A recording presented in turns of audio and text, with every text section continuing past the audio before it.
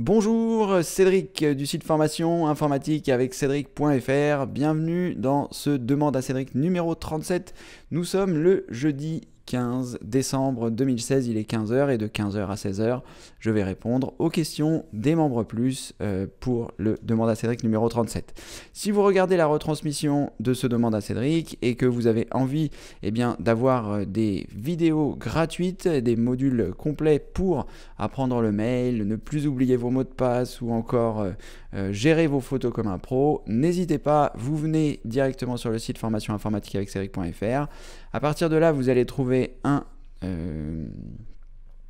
formulaire, je vais y arriver, c'est compliqué aujourd'hui, où vous allez pouvoir mettre votre prénom, votre adresse email, cliquer sur oui, je veux m'inscrire, et ça vous permettra d'accéder à votre espace membre et d'accéder aux vidéos gratuites que je vous offre.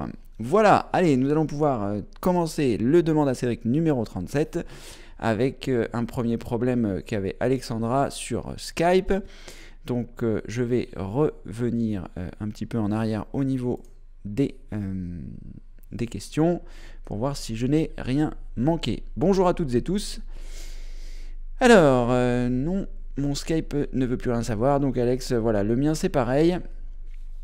Louis-Paul, bonjour Louis-Paul, bienvenue à toi. Lucien, c'est pas bien de faire des P et des B en direct.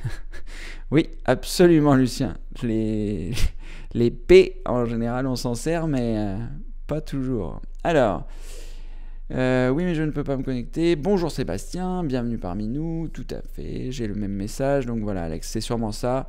Pour info, j'ai trouvé toutes les formules et même pour récupérer les liens imbriqués dans Excel. Ouh là là, formidable, Alexandra, on verra ça plus tard. Alexandra fait donc allusion à l'index qui va être mis en place. Donc pour les gens, je ne sais pas si vous étiez là hier ou si vous n'étiez pas là hier, mais je vais malgré tout en reparler parce que c'est quelque chose qui va être vraiment fantastique une fois que ce sera mis en place. Et on est en train de voir un petit peu ça avec Louis-Paul et Alexandra pour ce nouvel index.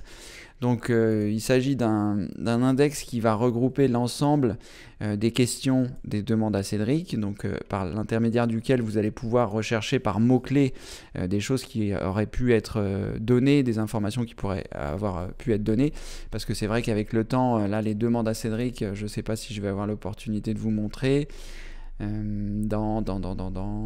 Peut-être ici, nouvel espace membre, donc ça c'est le nouvel espace membre quand il sera disponible.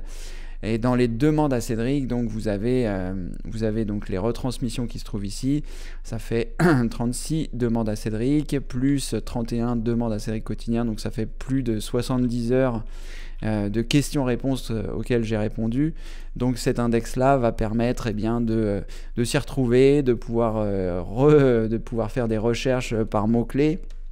Je choisis souvent antivirus ou favori, mais on peut rechercher autre chose. Quoi qu'il en soit, dès que vous allez commencer à taper un mot, ça va réduire la taille de l'index et vous donner les questions qui pourraient éventuellement vous convenir. Il vous suffira ensuite simplement de cliquer ici. Pour l'instant, c'est pas opérationnel, mais à terme.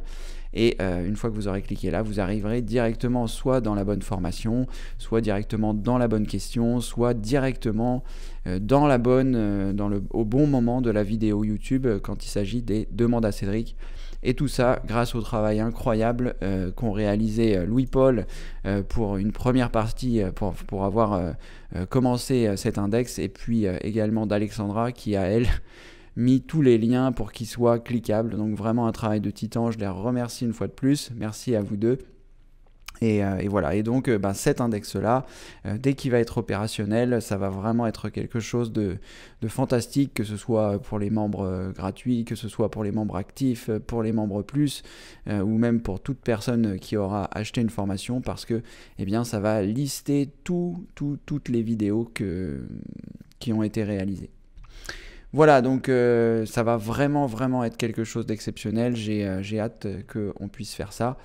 Et voilà, en tout cas, Alexandra est en train de travailler d'arrache-pied sur Excel avec des fonctions pour concaténer. Je ne sais même pas à quoi ça ressemble, mais voilà, ça a l'air d'être super efficace. Donc on va voir tout ça et on va essayer de mettre cet index le plus rapidement possible parce que voilà, ça va aller avec le nouveau site, nouveau design, nouvel index, nouvelle façon d'organiser les vidéos. Bref, en 2017, on va être au top sur le site formation informatique-avec-select.fr. Donc si vous regardez cette vidéo et que vous n'êtes pas encore inscrit, vous vous rendez sur le site, vous vous inscrivez et ce sera génial. Allez, donc si vous avez des questions, eh bien n'hésitez pas. Alors, Sébastien, je confirme, impossible de se connecter à Skype. Donc voilà, des fois, il arrive que ce ne soit pas notre ordinateur qui soit en cause. Je pense que c'est un bon exemple. Là, ça doit tout simplement être les serveurs d'authentification de Microsoft qui doivent avoir un petit souci, puisque Skype étant maintenant appartenant à Microsoft. Et donc, eh bien, quand on essaye de se connecter, le logiciel va interroger les serveurs de Microsoft pour savoir si on est bien titulaire d'un compte. Et quand eh bien, ça revient, apparemment, ça ne revient pas. Donc, voilà, certainement un problème avec les serveurs de Microsoft. Donc, ça ne vient pas toujours de notre ordinateur. Il va juste falloir être patient. Si vous rencontrez des difficultés comme celle-là, vous pouvez redémarrer votre ordinateur pour vous assurer que ce n'est pas de chez vous que ça vient.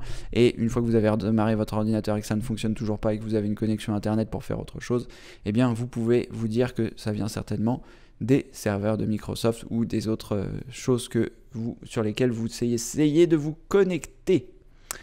Voilà. Merci Sébastien pour ton retour. Tout à fait. J'ai pu me connecter à Skype. Alors Ariane, je suppose que vous avez une connexion directe, c'est-à-dire quand vous cliquez sur le symbole, il se connecte automatiquement.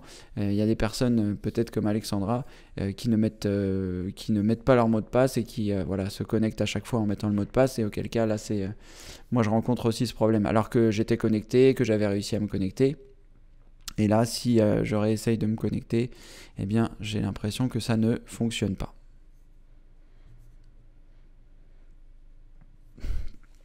Bonjour Tania et bienvenue parmi nous. Donc là, je vais réessayer de me connecter pour voir si ça fonctionne à nouveau.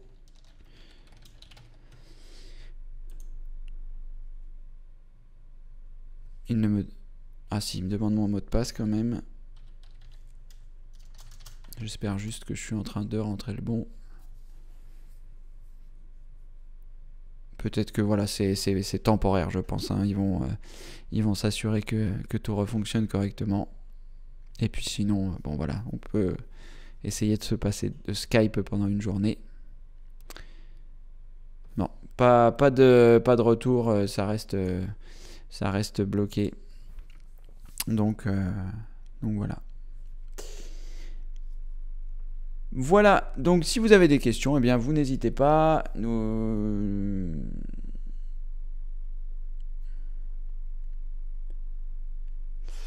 Alors, Michel.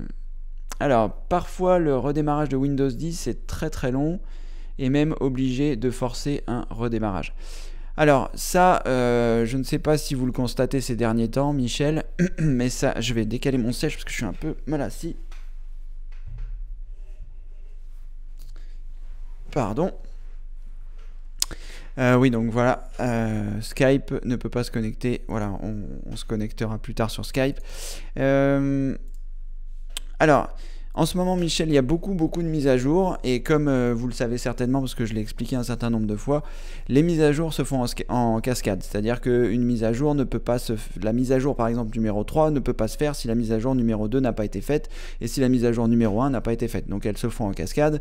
Des fois, il y a tout un pack de mises à jour qui se fait. Des fois, il y a la 1. Puis, une fois que la 1 a été faite, ça déclenche la 2. Puis, quand la 2 a été faite, ça déclenche la 3, etc. Donc, en ce moment, il y a pas mal de mises à jour. Moi aussi, il me demande de redémarrer mon ordinateur. Je ne sais pas si j'ai effacé le message. Oui, vous voyez. Alors, non, peut-être vous ne voyez pas. Si, mon écran est partagé. Redémarrage nécessaire. Nous redémarrons votre appareil en dehors, voilà, etc. Et donc, ça fait plusieurs jours que ça me fait ça. Donc, ce qui est très important, c'est de ne pas forcer le redémarrage, Michel, parce que lorsque vous faites ça, eh bien, vous annulez le processus de mise à jour, et donc, c'est comme si en boucle, vous alliez avoir à refaire cette même mise à jour. C'est par exemple, il est en train de faire la mise à jour de 2 vers 3. Si vous la coupez au milieu, il va considérer qu'il n'est pas arrivé à 3, et à chaque fois, il repartira à 2. Donc, vous aurez tout le temps ce même problème-là. Donc ça peut être une éventualité, donc que les mises à jour, il faut les laisser terminer. Il faut voilà, laisser le temps. La plupart du temps, d'ailleurs, elles se font quand vous redémarrez votre ordinateur. Je ne sais pas moi s'il va me le proposer si je clique ici. Voilà. Donc vous voyez en bas à gauche de mon écran, lorsque je veux l'arrêter, j'ai 3 possibilités. Mettre en veille, ce que je ne fais jamais. Mettre à jour et arrêter. Mettre à jour et redémarrer. Et des fois, si la mise à jour n'est pas très importante, vous avez la possibilité de juste arrêter. Et auquel cas, vous avez mettre en veille, vous avez arrêter et vous avez mettre à jour et redémarrer. Et quand la mise à jour est importante, eh bien vous n'avez pas le choix. Quand je vais vouloir arrêter mon ordinateur, il va forcément faire la mise à jour parce que c'est une mise à jour importante. Donc, eh bien, voilà, il faut surtout le laisser faire et surtout ne pas l'interrompre pendant le processus de mise à jour. Donc, c'est en fonction de la mise à jour en question, elle peut être plus ou moins longue. Et de toute façon, en théorie, si vous avez décidé d'arrêter votre ordinateur, laissez-le travailler. Et puis, voilà, parce que le couper en plein milieu, c'est jamais bon. Donc, comme je vous le disais, non seulement il peut revenir sur la mise à jour d'avant et donc recommencer le processus, mais parfois, eh bien, ça peut aller jusqu'à casser votre Windows si c'est vraiment le mauvais moment. Casser votre Windows, ça veut dire soit tenter de le réparer, soit après une réinstallation. Donc voilà, Michel, faites attention à ça, surtout évitez de couper votre ordinateur, laissez-lui le temps, il lui faut 1 heure, bah laissez-lui 1 heure, il lui faut 3 heures, laissez-lui 3 heures, il lui faut 5 heures, vous avez compris la suite. Moi, il m'est déjà arrivé de laisser mon ordinateur pendant très longtemps quand il y a eu des grosses mises à jour. Voilà, parce que des fois, il va aussi continuer de télécharger des informations sur Internet. Et en fonction de la vitesse de votre connexion, c'est plus ou moins long. Donc, la mise à jour est plus ou moins longue. Voilà, surtout quand on est passé de Windows 8 à Windows 8.1, je sais plus, je crois que ça pesait 3 Go ou 3 Go 5 et donc bah voilà, c'est long, il faut attendre. Voilà Michel, c'est mon conseil. Alors Lucien, franchement un grand bravo à Louis-Paul et à Alexandra et à vous même pour tous les efforts fournis pour nous simplifier la vie. Bah oui, tout à fait, Lucien, je vous rejoins. Un grand merci à Louis-Paul qui a initié cet index et à Alexandra qui l'a continué. Et après, bah voilà, on essaye. Moi, j'essaye aussi de vous simplifier la vie. Je réfléchis à ce qui se fait de mieux, mais c'est aussi grâce à vous parce que, bah voilà, grâce à vos retours, que ce soit sur le forum, que ce soit pendant les demandes à Cédric. Voilà, des fois, vous avez l'impression que je tiens pas compte de vos avis. Et je les lis, ça rentre dans un coin de ma tête, je synthétise toute l'information et puis il sort une solution. Donc voilà, là c'est une chance. Ce qu'on s'est dit, c'est que voilà, Louis-Paul faisait le travail de son côté, Alexandra faisait le travail de son côté. Moi j'avais aussi envisagé d'en faire un pour que ce soit plus simple. Et au final, on travaillait tous les trois chacun de notre côté. Et donc on a décidé de mutualiser nos efforts pour voilà, produire l'outil qui sera, j'espère, bientôt disponible. Et voilà, qui simplifiera la vie de tout le monde et qui, voilà, même la nôtre, ce sera plus simple, on passera moins de temps et pour rechercher, ce sera vraiment fantastique pour répondre aux gens sur le forum avec les solutions qui ont déjà été données. Bref, vraiment quelque chose de super, j'ai hâte de le voir arriver.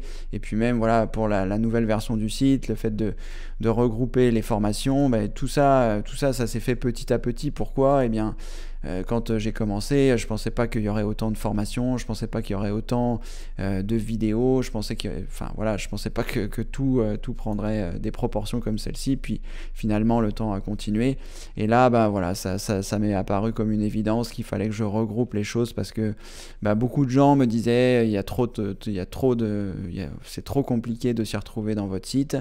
Voilà, c'était compliqué pour les gens. Et du coup, voilà, je me suis dit, voilà, on va faire sous forme de modules, comme ça permettra de regrouper les thématiques. Vous avez un souci avec les photos, vous savez qu'il faut aller dans le module sur les photos. Vous avez un souci avec le nettoyage de votre ordinateur, avec des soucis de virus, etc. Vous savez que vous allez dans la formation « Je nettoie mon ordinateur à fond ». Vous voulez monter votre ordinateur, voilà, vous avez une formation, etc., etc. Et c'est comme ça un peu que j'ai créé ces modules. Il y aura de plus en plus de modules en fonction des problématiques, parce qu'au final, des problématiques, il y en a plein, que ce soit envoyer des mails, que ce soit ne plus perdre ses mots de passe, etc. etc. Donc, les choses ça me sont apparues comme ça au fil du temps avec les différentes choses qui ont été mises en place. Mais sachez que c'est grâce à vous, grâce à vos retours, que tout ça, voilà, que tout ça se met en place dans ma tête. Les choses rentrent, elles se synthétisent et après, ben voilà, il ressort des choses qui, j'espère, améliorent le quotidien de chacun d'entre vous. Toujours en ayant à l'esprit qu'on n'a pas tous le même niveau d'informatique et que c'est bien de penser aux personnes qui débutent, puisque en fait, c'est elles qui ont le besoin de le plus d'informations concises et le plus, voilà, de s'y retrouver le plus facilement possible. Voilà Lucien, et vous avez raison, bravo, un grand bravo à Louis-Paul et à Alexandra. Alors, problème aussi de connexion avec Skype depuis le changement de mot de passe. Michel, d'accord. Alors, je ne sais pas quand est-ce que vous avez changé votre mot de passe, Michel. Ce qui est important, c'est de savoir quel est son mot de passe. Qui va avec son compte Skype. Donc ça, pour ce faire, vous savez que dans la plupart des services, ce qui n'est pas forcément le cas de Windows, mais dans la plupart des services, par exemple Skype, quand vous oubliez votre mot de passe, vous avez la possibilité, je suppose ici en cliquant problème de connexion, pardon, vous devriez avoir la possibilité de récupérer votre mot de passe, ou même si vous choisissez ici se connecter, je suppose qu'il y a un endroit ou un autre, voilà, vous pouvez ici cliquer sur j'ai oublié mon mot de passe et ça vous permet bien voilà, de savoir que vous pourrez en cliquant ici récupérer votre mot de passe. Donc il vous propose des solutions, j'ai oublié mon mot de passe, je connais mon mot de passe mais je ne peux pas me connecter, je pense que quelqu'un d'autre que moi utilise mon compte Microsoft. Bref, vous avez dans la plupart des sites internet des possibilités pour récupérer vos mots de passe. C'est le cas aussi sur le site formationinformatique-avec-cédric.fr. Si vous avez oublié votre mot de passe pour vous connecter dans les vidéos d'aide, voilà, c'est disponible. En tout cas, l'explication. Donc Michel, vous pouvez voir de ce côté-là. Bon, là, vous savez qu'en ce moment, il y a des soucis de connexion puisque Alexandra, Ariane et moi rencontrons ces mêmes difficultés, Sébastien aussi. Donc voilà, il faut patienter le temps que les serveurs de Microsoft reviennent et ensuite, on devrait pouvoir récupérer notre compte Skype, espérons-le. Bernadette, bonjour Cédric, j'ai sauvegardé mes documents sur clé USB. Concernant les mises à jour, peut-on tout supprimer et remettre la totalité des docs sur la clé? Alors, je vais relire votre question, Bernadette, parce que je ne voudrais pas vous dire de bêtises concernant les sauvegardes. Alors, bonjour Cédric, j'ai sauvegardé mes documents sur clé USB. Jusque-là, tout est parfait. L'idéal étant même de multiplier les supports. Et une sauvegarde, ce n'est pas un déplacement. Je continuerai votre question, je ne sais pas si ça vous concerne, mais je parle en général. Quand on fait des sauvegardes de ces documents et qu'on les met sur une clé USB, il ne faut pas les déplacer de son ordinateur. Il faut qu'ils soient à 2 endroits, minimum 2 endroits. L'idéal, évidemment, c'est 3, 4, et plus vous allez multiplier, et moins vous risquez de perdre vos documents parce qu'on ne sait jamais de ce qui peut se passer. Admettons, vous avez votre clé USB qui est branchée sur votre ordinateur, vous avez un problème de courant, ça fait sauter votre disque dur et votre clé USB, vous avez tout perdu. Donc pensez à bien faire des sauvegardes sur plusieurs supports. Alors donc, concernant les mises à jour, peut-on tout supprimer et remettre la totalité des docs sur la clé? Là, Bernadette, je vous avoue que je ne comprends pas la relation avec les mises à jour. Alors, concernant les mises à jour, peut-on tout supprimer et remettre la totalité des docs sur la clé? Alors, je vais essayer de vous dire ce que j'ai compris et vous me direz si c'est bien ça. Ce que vous voulez me dire, c'est que quand vous avez tous vos documents sur votre ordinateur, on va dire vous avez 3 documents, et vous les avez mis sur clé USB, donc vous avez ces 3 documents qui sont sur votre ordinateur, sont également sur votre clé USB, donc vous avez 3 et 3. Et en fait, quand vous faites des mises à jour sur les documents qui se trouvent sur votre ordinateur, donc par exemple, vous avez fait des modifications sur 2 et vous me demandez si on peut tout supprimer de la clé pour remettre les documents qui sont 1, 2, 3 donc à jour sur la clé. Je suppose que c'est ce que vous voulez me dire par rapport aux mises à jour, que ça n'a rien à voir avec les mises à jour de Windows, mais que vous parlez des mises à jour de vos documents. Et auquel cas, moi c'est un petit peu ce que je fais quand voilà. je vais vous expliquer. J'ai mon NAS, qui est donc mon disque dur réseau, qui est l'équivalent de votre disque dur sur lequel je range toutes mes vidéos. Et quand je pars en voyage, eh bien, j'ai un disque dur externe sur lequel je mets l'intégralité du contenu de mon NAS dessus pour pouvoir avoir, voilà, quand je suis en voyage, si j'ai envie de monter des vidéos ou faire d'autres choses, que je puisse avoir tout avec moi. Et donc, je formate à chaque fois mon disque dur et je mets tout ce qui est sur mon NAS sur mon disque dur à chaque fois. Comme ça, je suis sûr que j'ai bien la dernière version puisque j'enregistre tout au fur et à mesure sur mon NAS, mon disque dur externe.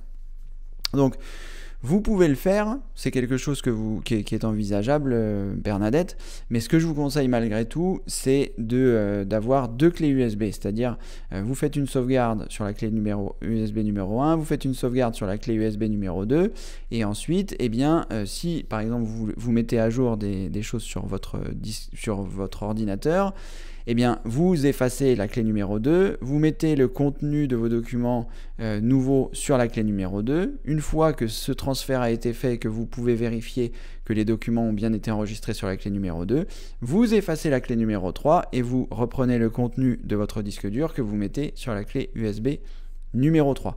Comme ça vous permet bien, de ne pas avoir de soucis. Donc moi, sur mon NAS, si vous voulez, ce qui se passe, c'est que dans le NAS, au sein du NAS, j'ai 2 disques durs. Donc quand j'écris des choses sur un disque dur, ça se duplique automatiquement sur le deuxième.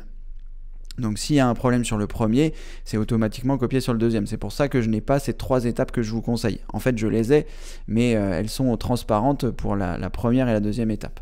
Donc, ce que je vous conseille, c'est d'avoir au moins 2 clés USB et comme ça vous permet d'effacer la deuxième pendant que vous faites le transfert et vous avez au pire toujours la troisième s'il se passait le moindre problème pendant la copie sur la deuxième. Voilà Bernadette, j'espère que j'ai bien compris votre question. Si ce n'est pas le cas, vous n'hésitez pas, vous me mettez un petit complément dans les questions et ça me permettra de vous répondre en plus. Lucien, est-ce que le Père Noël va vous apporter le nouveau forum ? Alors, est-ce que le Père Noël va nous apporter le nouveau forum ? Lucien, il n'y aura pas de nouveau forum, le forum va rester tel qu'il est. Pour l'instant, il fonctionne correctement, j'ai l'impression que tout le monde s'y retrouve à peu près, avec avec les trucs et astuces que j'ai donnés et que j'espère vous avez regardé. Donc pour les voir, il faut que vous soyez connecté en tant que membre plus, puisque le forum est accessible aux membres plus uniquement. Donc, une fois que vous êtes dans votre espace membre, je vais essayer d'y retourner, voilà, vous allez dans Aide et vous choisissez Utilisation du forum.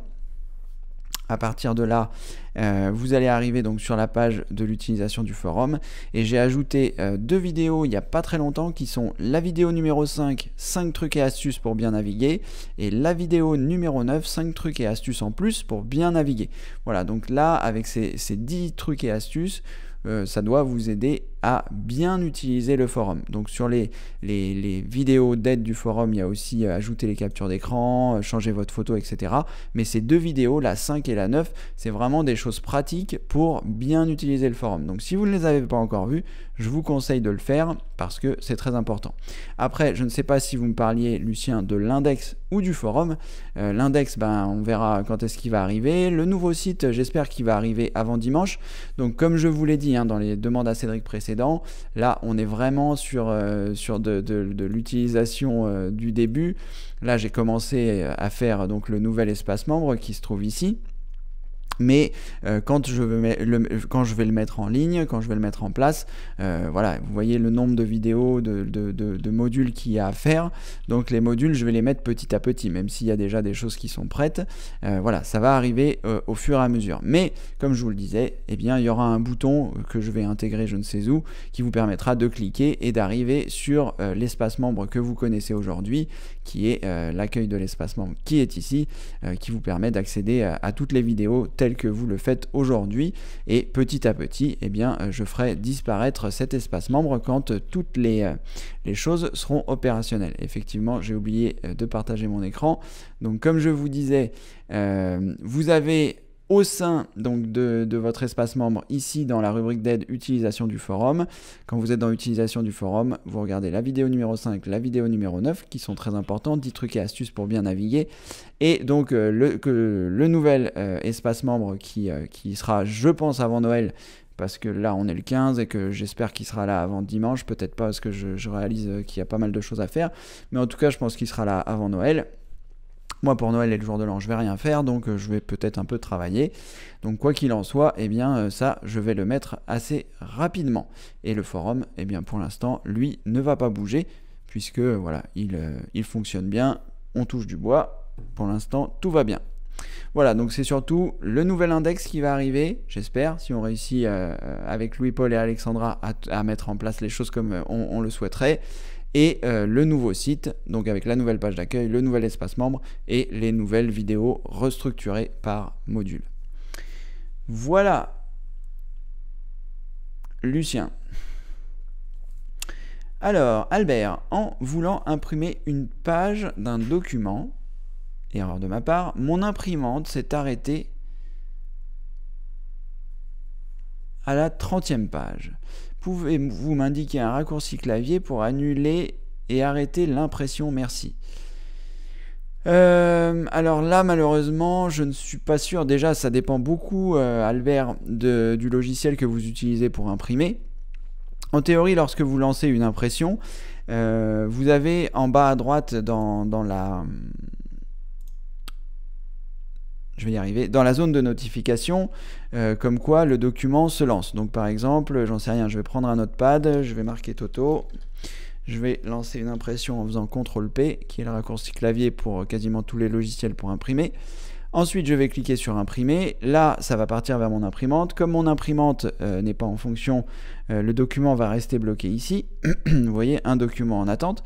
Donc, vous pouvez double-cliquer sur votre imprimante et en théorie, vous allez arriver sur quelque chose comme ça. Vous cliquez dessus, vous faites un clic droit, vous choisissez annuler, et là, en théorie, ça va annuler l'impression. Parce que, eh bien, quand l'impression est lancée, donc là, vous voyez, j'ai le message parce que mon imprimante n'est pas allumée. Donc là, je vais faire un clic droit, je vais choisir annuler, et en théorie, il va me demander si je veux annuler le document. Je mets oui, et il annule le document. Donc, si vous vous apercevez que vous faites une erreur comme ça pour l'impression, et que vous voyez beaucoup de pages qui sortent parce que voilà, j'en sais rien, vous vouliez imprimer juste une page et au final il y en a 70 ou 100 ou 5000, vous éteignez dans un premier temps votre imprimante pour éviter que ça continue. Vous annulez la tâche dans la zone de notification en bas à droite, et sur certaines imprimantes, quand vous allez la rallumer, il a mémorisé un certain nombre de pages. Donc quand vous allez rallumer votre imprimante, elle va se remettre à imprimer. Donc sur votre imprimante, vous devez avoir un bouton pour annuler l'impression également. Donc vous éteignez votre imprimante dans un premier temps pour qu'elle arrête de sortir les pages. Dans un deuxième temps, vous annulez l'impression au sein de la zone de notification de votre ordinateur pour ne pas que quand vous allez rallumer votre imprimante, votre ordinateur voit que votre imprimante est à nouveau disponible et qu'il renvoie les autres pages. Donc vous annulez ce document. Et enfin, lorsque vous rallumerez votre imprimante, si elle continue d'envoyer des pages, c'est qu'elle a mémorisé un certain nombre de pages. Donc vous appuyez sur votre imprimante sur le bouton annuler. Il faudra que vous trouviez parce que c'est vraiment propre à chaque imprimante. Mais voilà, dans les grandes lignes, c'est la procédure à suivre. Au niveau du raccourci clavier, je ne suis pas sûr qu'il y en ait un, en tout cas je ne le connais pas, peut-être qu'il y en a un, et si quelqu'un connaît, qu'il n'hésite pas à se manifester. Néanmoins, je ne sais pas, je ne connais pas le raccourci clavier, mais vous pouvez réaliser les manipulations que je viens de vous indiquer, Albert. Voilà, et si vous avez besoin d'un complément, vous savez comment faire. Alors, où est-ce qu'on en est là? Pourquoi Alors, Alex, le problème vient de Skype. Les ingénieurs de Skype travaillent sur le problème. Très bien. Eh bien, parfait. On va attendre que les ingénieurs aient terminé leur travail pour qu'on puisse recommuniquer tous ensemble. Michel, merci. C'était suite à un changement de mot de passe Windows. Et merci à tous pour votre travail. Avec plaisir, Michel. En effet, un grand merci à Alexandra et Louis-Paul et toutes les personnes également qui participent sur le forum que je ne vais pas pouvoir citer tout de suite, mais voilà, toutes les personnes qui donnent des réponses aux autres membres, qui participent et qui participent à la bonne humeur du forum. Je pense notamment à Philibert, il se reconnaîtra. Et voilà, donc merci à toutes et tous pour vos participations et merci aussi à vous Michel d'être là, merci à toutes les personnes qui sont là aujourd'hui, aux demandes à Cédric. C'est vrai que voilà, moi je réalise ces événements pour vous rendre service, pour pouvoir répondre à vos questions, mais c'est bien aussi que vous puissiez être là et que ça puisse continuer, que vous puissiez continuer de poser des questions. Donc c'est vraiment bien. Merci à vous d'être ici maintenant. Alors, Marie, bonjour Marie. Cédric, bonjour. J'ai Google comme moteur de recherche, mais Yahoo prend la place de Google. J'ai cherché sur Internet, redirection vers search.yahoo.com. Alors, Marie, je vais vous montrer. Bon, bref. Je vais vous montrer quoi? Je vais vous montrer. Donc, vous avez Google comme moteur de recherche, mais sur quel navigateur êtes-vous? Donc, est-ce que vous êtes sur Google Chrome? Est-ce que vous êtes sur Microsoft Edge? Est-ce que vous êtes sur Mozilla Firefox? Sur quel navigateur vous trouvez-vous? Ça n'a pas vraiment d'importance. Je vais vous montrer. J'ai une vidéo qui explique comment changer sa page d'accueil. Je pense que votre problème est un petit peu différent si vous êtes redirigé. Si vous voulez, lorsque, par exemple, je vais prendre l'exemple de Google Chrome et peut-être vous pourrez nous dire sur quel navigateur vous êtes. Et comme ça, j'ai Google comme moteur de recherche. Je regarde si vous ne l'avez pas donné. Voilà. Donc, si vous voulez, moi, quand je clique ici sur la maison, puisque Google est ma page d'accueil, j'arrive sur Google. Si il change automatiquement par Yahoo Search, sachez qu'il y a de fortes chances que vous soyez infecté par un logiciel malveillant qui va en fait changer votre page d'accueil à chaque fois. Donc, si lorsque vous allez dans les paramètres, c'est-à-dire vous cliquez sur les 3 points en haut à droite, vous choisissez paramètres. Si lorsque vous arrivez dans les paramètres au niveau de quoi? Au niveau de au démarrage, il y a 2 choses à prendre en compte. Ici, au démarrage, si vous êtes sur Google Chrome, et dans apparence. Ici, dans au démarrage, il faut que vous ayez choisi ouvrir une page ou un ensemble de pages spécifiques. À partir de là, vous cliquez sur ensemble de pages. Et là, je vais enlever mon visage. Et là, vous allez avoir cette page-là et vous voyez que moi, ici, ma page d'accueil, c'est Google. Donc, ça veut dire, à chaque fois que je vais cliquer sur la maison, eh bien, pardonnez-moi, à chaque fois que je vais lancer Google Chrome, il va me lancer Google. Si par exemple, non, je ne vais pas le faire parce que comme le Google héberge le direct, je ne vais pas le faire, mais je pourrais faire en sorte d'ajouter une autre page. Si je voulais qu'à chaque lancement de Google, il y ait 2 pages qui se lancent, je pourrais mettre 2 URL à cet endroit-là.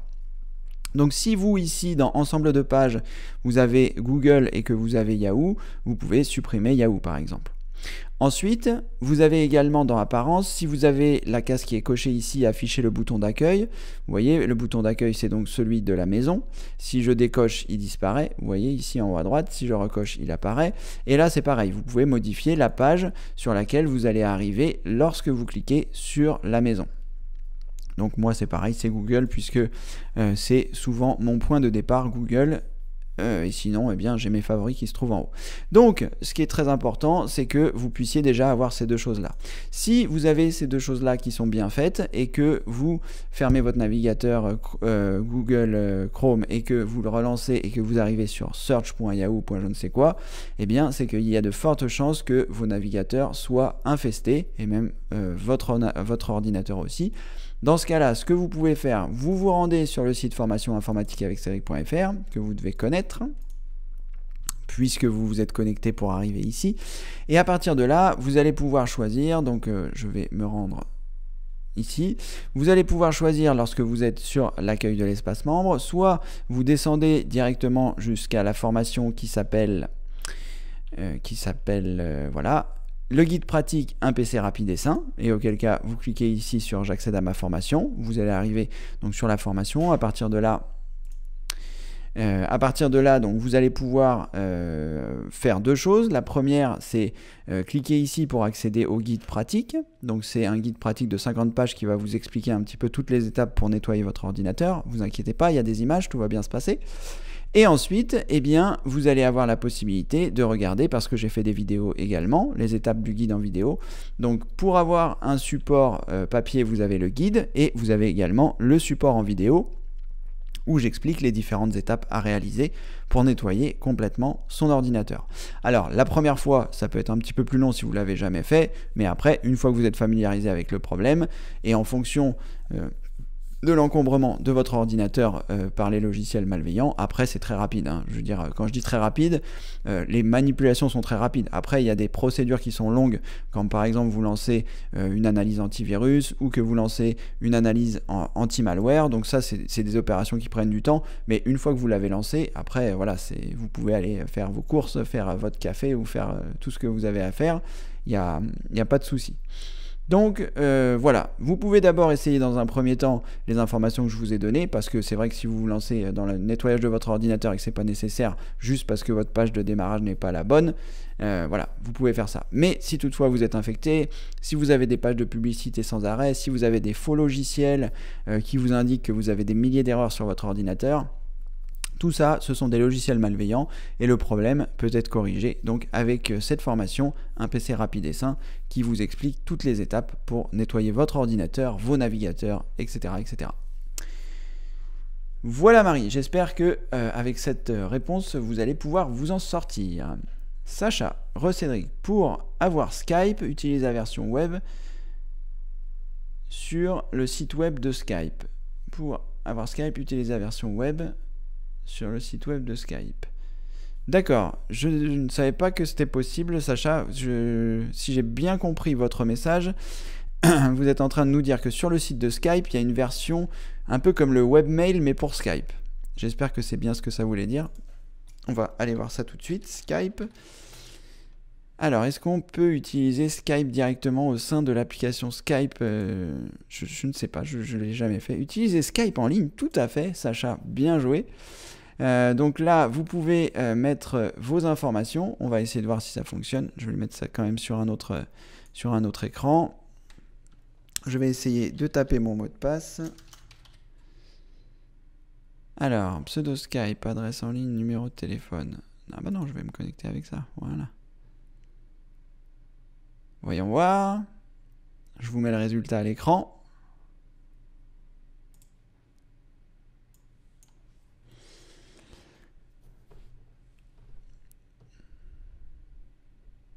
Formidable. Et ben voilà. Merci Sacha pour l'info. Donc c'est un petit peu comme le webmail. Donc pour consulter vos mails, vous pouvez utiliser le webmail. Et quand Skype ne fonctionne pas, eh bien vous pouvez utiliser ça. Alors je vais pas cliquer sur le bouton commencer qui est ici parce que je voudrais pas qu'il prenne le pas sur le micro, je voudrais pas qu'il prenne le pas sur mes différentes caméras qui sont déjà allumées, etc. Parce que je suis en train d'enregistrer, mais en tout cas on peut voir en arrière-plan là qu'il y a mes contacts. Donc c'est vraiment un bon truc et astuce, Sacha. Merci beaucoup. Quelque chose que j'ignorais. Je vais refermer le navigateur pour être sûr que je ne vais pas faire de bêtises. Donc voilà, et bien voilà, on en apprend tout le temps et c'est ça le miracle de l'informatique. Il y a tout le temps des choses nouvelles qui sortent. On ne peut pas tout savoir, mais grâce à la communauté, eh bien, on apprend des nouvelles choses. Donc, eh bien, voilà, si un jour votre Skype ne fonctionne plus, vous pouvez utiliser directement sur le site de Skype. Vous avez vu, il y a deux boutons et vous pouvez choisir donc le bouton de gauche qui dit « Utiliser Skype en ligne ». Merci Sacha pour ce truc et astuce. Très bonne idée. Alors, Gilles, bonjour Cédric, bonjour à tous. Je n'ai pas la fonction supprimer dans mes messages sur le forum. Merci de votre aide. Alors,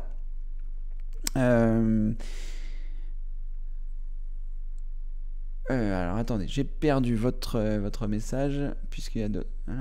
Alors, je n'ai pas la fonction supprimer dans les messages sur le forum, merci de votre aide. Alors, Gilles, la raison pour laquelle vous n'avez pas la fonction supprimer, je suppose, c'est parce que quelqu'un a répondu à votre message. Dès lors où vous mettez un message, si vous le mettez, vous pouvez le supprimer si personne n'a répondu à ce message. Dès lors où quelqu'un a répondu, je pense que vous ne pouvez plus le supprimer. C'est ce que nous avait indiqué Alexandra sur le forum. C'est quelque chose que j'ignorais pour la bonne et simple raison que comme je me connecte en mode administrateur, j'ai tous les droits sur le forum, donc je peux modifier, supprimer, ajouter, etc. Donc je ne savais pas qu'on ne pouvait pas, en tant qu'utilisateur, dès lors où quelqu'un avait répondu au message, qu'on ne pouvait plus supprimer son message. Donc voilà. Si toutefois vous avez un message que vous souhaitez supprimer, eh bien vous n'hésitez pas, vous mettez un petit message, Cédric, est-ce que tu peux supprimer mon message? Et voilà, je le supprimerai si vous souhaitez le supprimer. Voilà Gilles, je pense que c'est pour ça. Peut-être que Alexandra pourra confirmer ce que je suis en train de dire, mais voilà, moi c'est, comme je me connecte, comme je vous disais, avec le compte qui a tous les droits, eh bien je n'ai jamais eu voilà, il m'a jamais dit non, si je puis dire. Voilà Gilles, je pense que c'est ça. Sébastien, je mettrai ma question sur le forum. Les liens internet ne passent pas ici. Tout à fait, Sébastien, je vais vous autoriser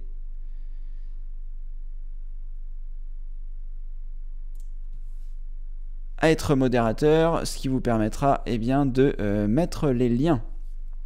Voilà Sébastien. Alors Marie, le site PC Risque conseille de télécharger un logiciel pour éliminer Yahoo Search, mais je n'ose pas. Qu'en pensez-vous? Alors, vous avez mon avis, Marie, par rapport à ça. Si vous voulez,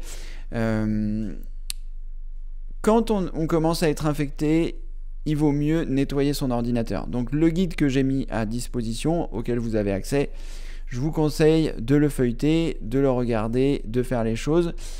Je ne connais pas ce logiciel, donc si je l'avais connu, je vous aurais dit allez-y, vous pouvez le faire. Mais comme je ne le connais pas, je préfère vous dire, voilà, les logiciels que moi j'utilise dans le guide, il y a ADW Cleaner, il y a Malwarebytes, il y en a d'autres évidemment. J'en avais déjà donné dans les autres demandes à Cédric. Mais voilà, suivez la procédure étape par étape, parce que utiliser les logiciels c'est bien, mais les utiliser dans le bon ordre, c'est encore mieux. Et là, l'avantage du guide, c'est que je vous décris toutes les étapes pas à pas, et que ça vous permet aussi voilà, de comprendre le processus de nettoyage, et que vous puissiez être débarrassé de ça. Parce que si vous avez récupéré, si votre navigateur a été pollué, c'est pas impossible qu'il y ait d'autres choses qui soient polluées sur votre ordinateur, et vous allez beau avoir le nettoyer, après ça ne fonctionnera pas forcément. Et comme je ne connais pas ce logiciel, je serais tenté de vous dire ne l'utilisez pas, parce que voilà, ce serait dommage que vous récupériez d'autres choses. Voilà Marie, n'hésitez pas si vous avez besoin d'un complément. Alors, Ariane, la copie sur la copie sur votre deuxième disque dur se fait-elle avec votre logiciel de sauvegarde? Pas du tout, Ariane. Elle est intégralement gérée par le NAS. Donc comme je l'avais montré, j'avais montré à quoi ça ressemblait, je vais vous remontrer. Et peut-être qu'on pourra voir l'intérieur du NAS. Synology. Voilà, c'est lequel que j'ai? DS213. Est-ce que c'est ça que j'ai? C'est pas impossible. Pas du tout shopping, mais plutôt image. Voilà, donc moi, mon NAS, il ressemble à quelque chose comme ça. On va essayer, voilà, c'est bon. Donc c'est un petit boîtier dans lequel on peut mettre deux disques durs. Donc je crois qu'on a une image ici. Voilà, parfait. Donc vous voyez, une fois qu'on a enlevé la façade, il y a une façade ici, et une fois qu'on l'a enlevé, on a accès donc aux deux disques durs. Donc moi j'ai mis deux disques durs au sein du NAS, ce petit boîtier donc qui est le NAS, et qui va permettre de faire les sauvegardes automatiquement. C'est-à-dire que tel que je l'ai paramétré dans le système, il duplique le premier disque automatiquement sur le deuxième. Donc je n'ai rien à faire. C'est une solution qui permet en fait d'éviter les casses disques durs. Si j'ai par exemple un disque dur qui casse, je l'enlève, je le remplace par un neuf, je le mets, et automatiquement le deuxième va remettre toutes les informations sur le premier. Alors ça a des inconvénients, et l'inconvénient majeur, c'est que si j'ai le moindre problème électrique, s'il y a une surtension électrique qui grille le NAS ou qui grille les disques durs, dans ce cas-là, je perds mes données sur les deux. C'est pour ça que je fais aussi des sauvegardes de temps en temps. J'essaie de le faire le plus souvent possible, mais malheureusement, comme c'est beaucoup 2 Tera, ça prend du temps, donc je le fais pas aussi souvent que j'aimerais le faire. Mais malgré tout, je sauvegarde l'intégralité des données qui sont sur le NAS sur un disque externe qui est lui pas du tout connecté, qui est là d'ailleurs, me semble-t-il. Voilà, dans une boîte que je ferme, que j'ai une version à la banque dans le coffre, une version ici. Donc voilà, c'est en dehors de tout circuit électrique et c'est pour ça bien que si j'ai le moindre problème, en théorie, je récupère mes infos quel que soit l'endroit.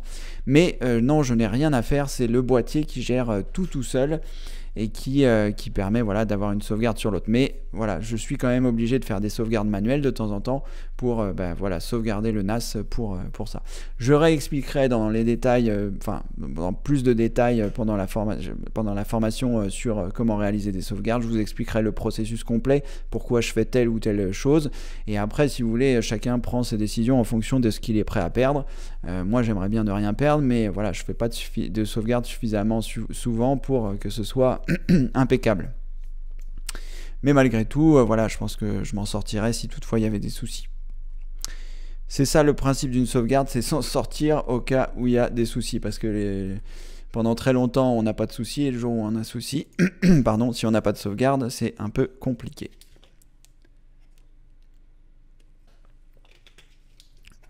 La plupart du temps, on envisage sérieusement de faire des sauvegardes quand on a perdu quelque chose. Bon, vous avez entre guillemets la chance d'être là et puis de m'entendre souvent parler de sauvegarde. Donc si vous n'avez jamais rien perdu et que vous m'entendez parler de sauvegarde, peut-être qu'un jour vous avez envie de les faire. Mais moi, ce qui a déclenché mes sauvegardes, c'est qu'un jour j'ai perdu toutes mes photos. Donc ça m'a un peu... ça n'était pas super. Voilà Ariane, j'espère que j'ai répondu à votre question. Si ce n'est pas le cas, vous n'hésitez pas. Alors, où est-ce que j'en suis là? Je suis un peu perdu du coup.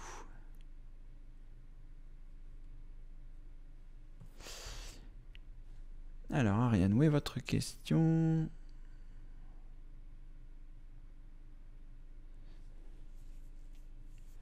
Ah, Marie, vous êtes sur Mozilla. Alors, attendez, je vais regarder. Je ne retrouve plus la question d'Ariane.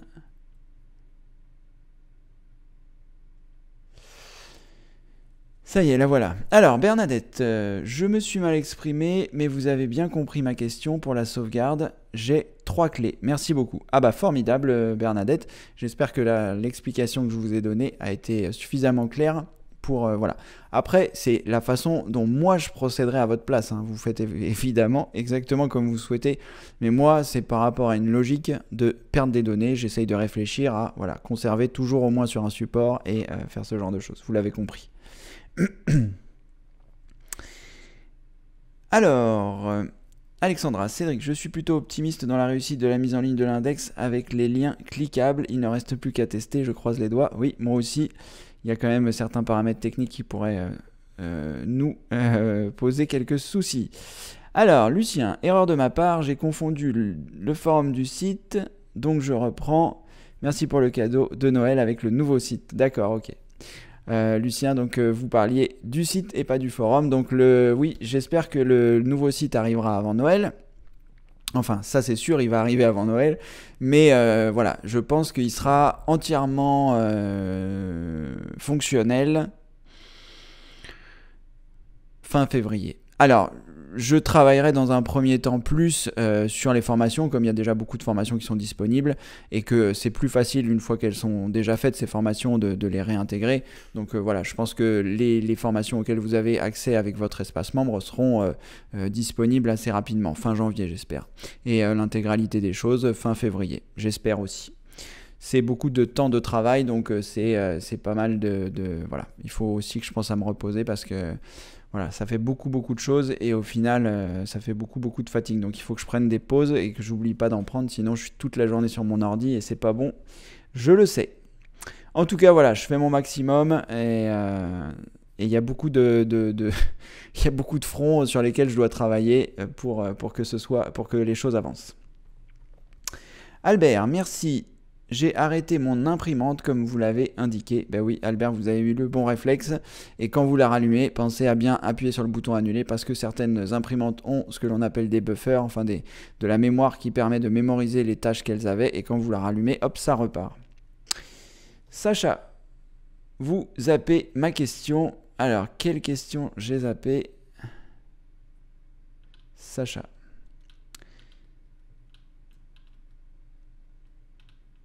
Je vois pas de questions que j'aurais pu zapper.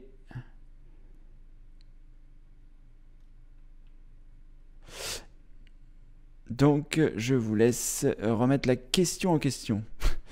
Marie, je suis sur Mozilla. Donc, si vous êtes sur Mozilla, vous voyez, ça aurait été bien de le préciser dès le départ. Comme ça aurait permis que je n'ai pas à remontrer les manipulations. Alors, lorsque vous êtes sur Mozilla, c'est un petit peu pareil que sur Chrome d'ailleurs. Vous vous rendez en haut à droite, les 3 traits horizontaux.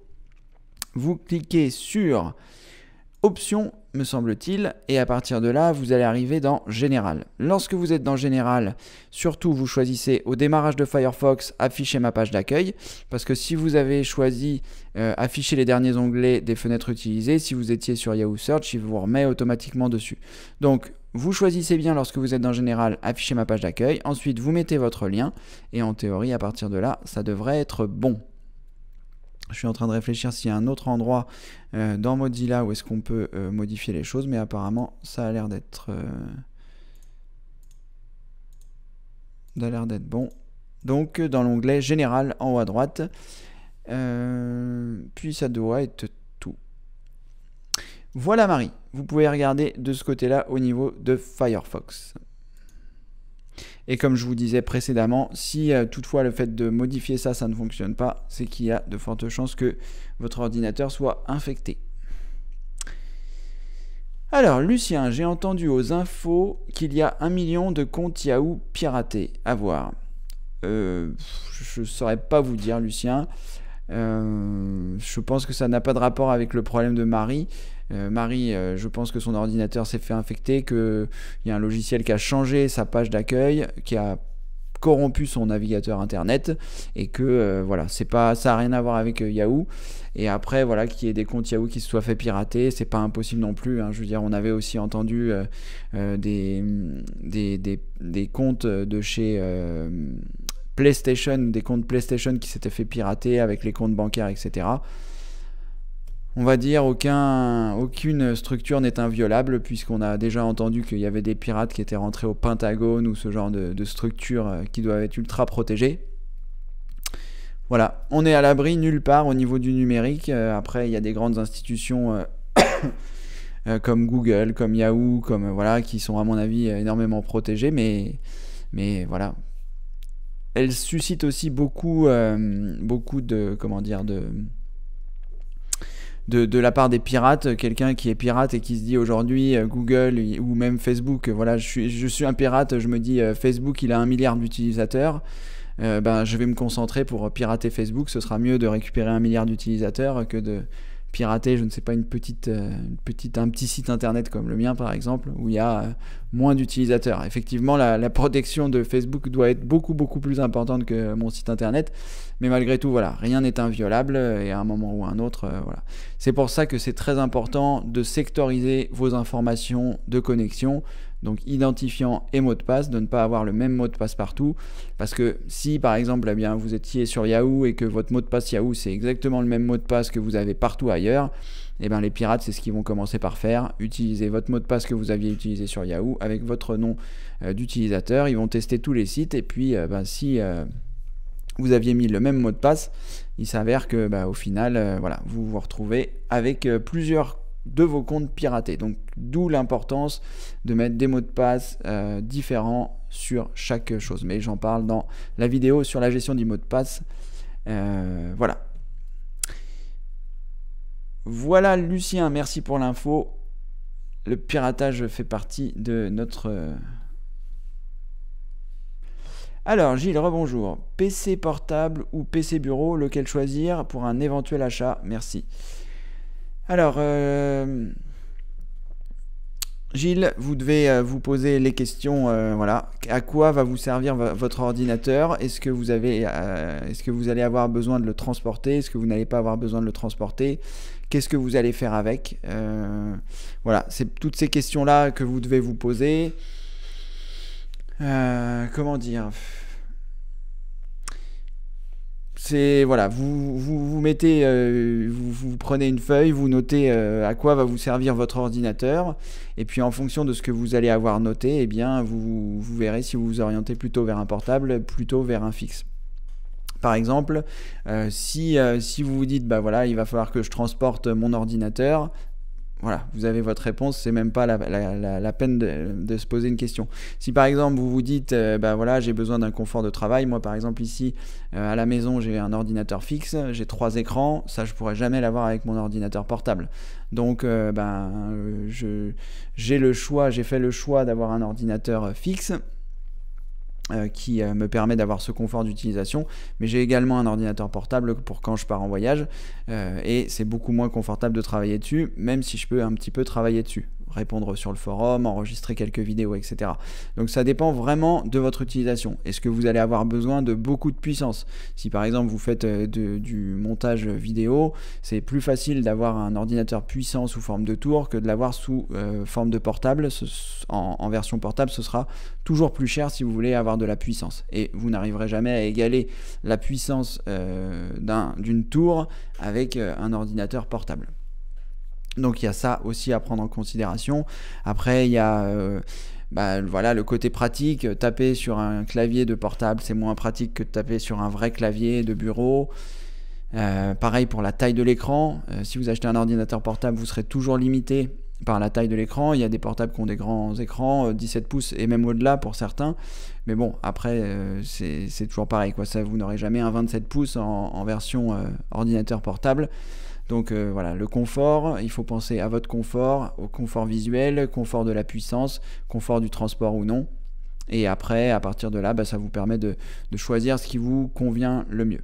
Moi, j'ai, comme je vous disais, à la maison, j'ai un ordinateur fixe 3 écrans, et quand je pars en voyage ou quand je vais en famille, ou voilà, quand j'ai besoin quand même d'avoir mon ordinateur, je prends tout ce qu'il y a sur mon NAS, sur mon disque dur externe, je prends mon ordinateur portable, mon disque dur externe, et j'ai à peu près le même environnement de travail que quand je suis à la maison, sauf que j'ai pas du tout le même confort.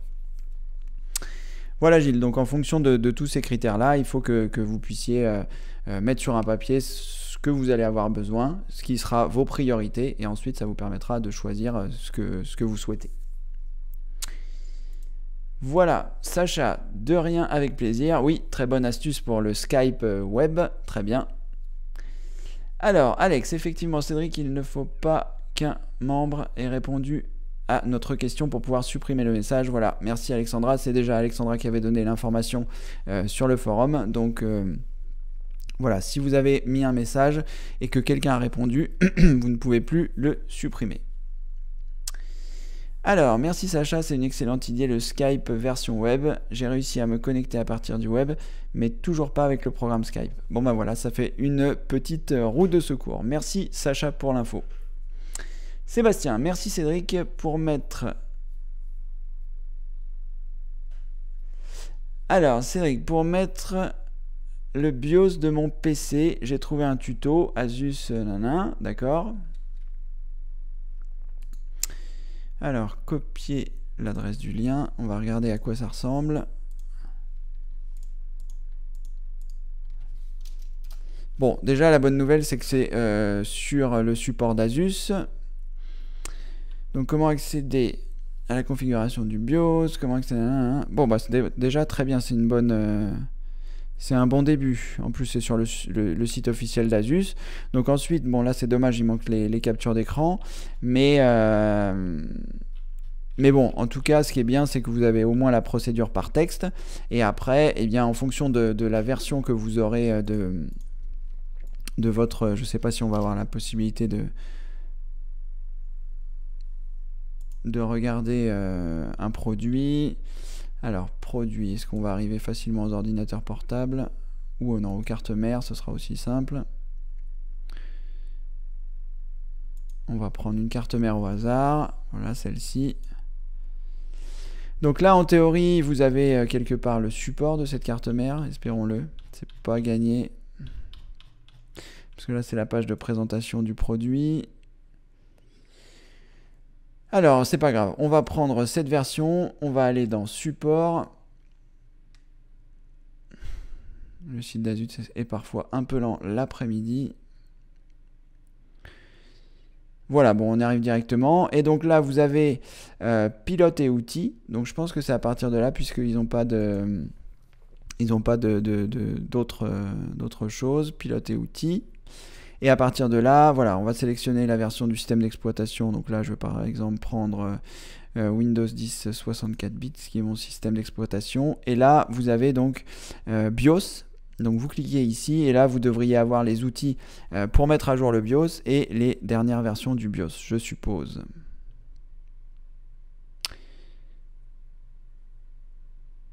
Voilà. Donc là vous voyez, vous avez différentes versions du BIOS, là la version 0307, là la version 0401, 0501, 0504. Donc en fonction, voilà, 0601.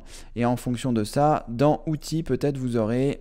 Est-ce qu'il y a outils utilitaires? Vous aurez l'utilitaire pour mettre à jour votre BIOS. Mais de toute façon, comme vous avez réussi à trouver le tutoriel, il doit vous indiquer en théorie tout ça.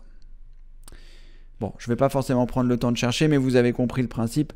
Lorsque vous êtes donc sur votre carte mère et que vous arrivez ici, eh bien, vous pouvez trouver donc les versions du BIOS et les différents outils pour le mettre à jour. Voilà Sébastien, parfait, en tout cas formidable, vous pouvez vous lancer dans l'aventure, vous verrez bien un petit peu comment ça se passe en prenant en compte ce que je vous ai indiqué hier.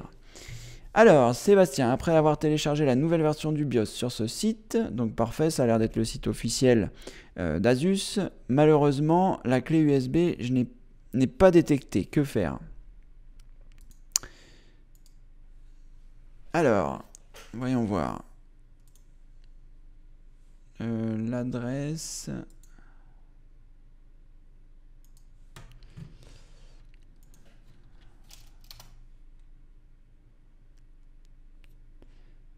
Alors, Asus, est-ce que là, il y a... Non, apparemment...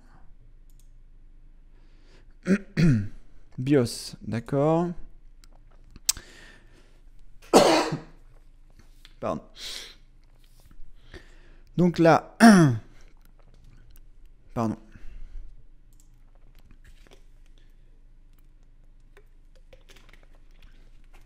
Là, il y a les différentes versions du BIOS que vous avez ici. Et ça, c'est quoi? EMI and Safety. Ça doit pas être ça. Donc apparemment, la dernière version du BIOS, c'est la version 515. Je ne sais pas quelle version vous aviez avant. Je vais essayer de télécharger pour voir ce qu'il y a dedans. Peut-être il y a directement l'outil. On va télécharger ça. On va regarder. Et sinon, donc dans BIOS, 5.10, 5.8, 5.6, 5.4. Donc il y a un certain nombre de versions de BIOS qui sont sorties. Et là, on n'a pas les choses. Donc on va regarder dans Utilities. Ah, il n'y a rien pour mettre à jour. D'accord. C'est assez bizarre. Alors peut-être que l'outil est directement dans le BIOS. Donc là, je l'ai téléchargé, il est arrivé ici. Je vais l'extraire. Alors, donc ça, c'est juste la version du BIOS. Et donc, ce que je ne comprends pas, c'est pourquoi est-ce qu'il n'y a pas d'utilitaire pour mettre à jour le BIOS, puisque ça, c'est juste la version du BIOS. Alors, EMI and Safety, qu'est-ce que c'est que ça? C'est une certification. Alors, avec ce que vous avez donné tout à l'heure, est-ce qu'on va pouvoir s'en sortir? Non, il n'est pas là. Alors, le lien est un petit peu plus haut. Ou pas? Ah si, c'est là. Donc, comment accéder à la configuration du BIOS, mise à jour du BIOS, comment utiliser EasyFlash. Voilà. Alors, EasyFlash, ah bah ça y est, les photos sont en train d'arriver. Ah non. Donc là, en fait, dans le tutoriel, il vous dit que il faut donc utiliser EasyFlash. Je ne sais pas comment est-ce qu'on va le récupérer.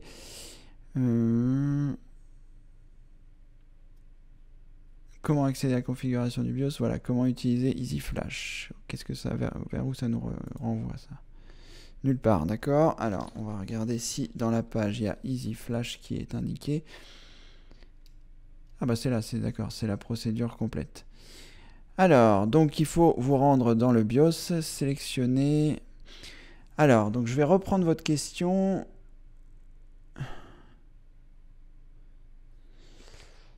Donc après avoir téléchargé la version du 1.1, malheureusement, la clé USB n'est pas détectée. Que faire? Alors, Sébastien, votre clé USB n'est pas détectée. Donc, ce que vous pouvez faire, je ne sais pas si vous l'avez mis dans un port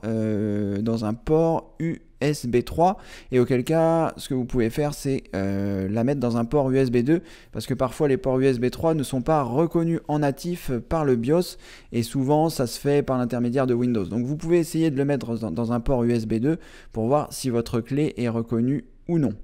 Ça, c'est le premier conseil que je vous donne. Et après, ce que vous pouvez aussi essayer de faire, c'est avec une autre clé USB pour voir voilà, si ça fonctionne. Et est-ce qu'il y a une méthode particulière pour alors télécharger la version la plus récente du BIOS, décompresser le fichier et enregistrer sur une clé USB. Donc voilà, eux, ils ne donnent pas d'indication particulière. On fait ça, on le met sur la clé USB, ils ne disent pas comment est-ce que la clé USB doit être formatée. Il n'y a pas besoin que la clé USB soit bootable, je pense. Elle doit être juste reconnue au sein de votre BIOS. Et là, bah, vous avez donc la suite de la procédure qui continue. Et ça se fait directement au sein du BIOS avec EasyFlash. Voilà, donc vous pouvez essayer ça, Sébastien, et nous dire comment ça s'est passé. Éventuellement, voilà, mettre un complément sur le forum. Je pense que j'y passerai demain matin et voir si tout s'est bien passé par rapport à cette mise à jour-là. Voilà, Sébastien. Alors, il est 16h05, mais le temps passe trop vite. Donc on va s'arrêter là. Je vais regarder s'il y a d'autres choses auxquelles je pourrais répondre rapidement. Alors, au sujet du problème de Marie avec Search, une amie a eu ce même souci et grâce au guide de Cédric, j'ai réussi à en débarrasser de ce problème. Marie, ce guide est vraiment bien. Merci beaucoup Tania pour votre retour. Comme je le disais à Marie, voilà, il vaut mieux utiliser l'outil que j'ai mis à disposition parce qu'on est sûr que c'est quelque chose de fiable, qui fonctionne et voilà. Alors merci Tania, j'ai déjà suivi le guide mais j'avais toujours Yahoo Search. Je vais essayer le guide de Cédric. Donc je sais pas à quel guide vous faites référence Marie, puisque voilà, bon, vous essayez ça, sinon au pire vous mettez un message sur le forum, on va continuer, il y a sûrement des choses que l'on peut faire. Yahoo, les infos sur le journal M6 et TF1 à 12h, 1 million de comptes piratés avec le nom, prénom, adresse, compte bancaire, sympa pour les utilisateurs de Yahoo. Alors, Marie, bien suivre le guide et surtout ne pas oublier les étapes si vous n'arriverez pas à vous en débarrasser. Tout à fait, Tania, merci pour cette précision par rapport à ça. Marie, vous suivez bien les étapes comme je vous l'ai indiqué. Il y a un certain nombre de logiciels, il faut respecter les étapes du logiciel pour que tout soit parfait. Voilà, il est 16h05, on va s'arrêter ici, j'ai pas vu le temps passer. Merci d'avoir été présent dans ce Demande à Cédric numéro 37. Sébastien, vous nous tenez au courant pour la mise à jour du BIOS. J'espère que ça va bien se passer. Vous essayez avec une autre clé USB, vous essayez de mettre ça dans un port USB 2. Et puis voilà, on se retrouve demain. Alors demain c'est le matin, donc demain c'est de 11h à midi. Et demain nous serons vendredi, donc je vous dis à demain pour le Demande à Cédric numéro 38. Merci et à bientôt, bonne fin de journée, au revoir.